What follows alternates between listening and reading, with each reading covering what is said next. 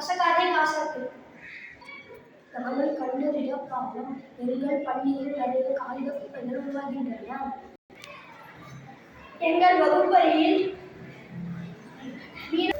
வீணாகும் காகிதங்களை கசக்கி எறிகிறார்கள். இதனால் காகித குப்பை அதிகமாகிறது. இந்த காகிதங்களை குப்பைக்குழியில் போட்டு எறிகிறார்கள். இதனால் காற்று மாசு ஏற்படுகிறது. காகிதங்களும் வீணாகின்றன. காகிதங்களை மறுசுழற்சி செய்ய முடியும். காகிதங்களை கசக்கி எறிவதனால் தான் இப்படி நடக்கிறது.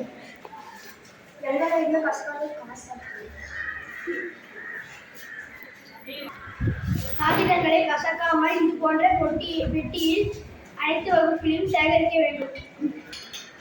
சேகரித்த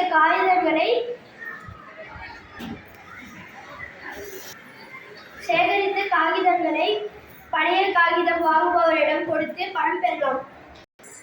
இதனால் காகிதங்களும் மறுசுழற்சியாகவும் பணமும் கிடைக்கும்.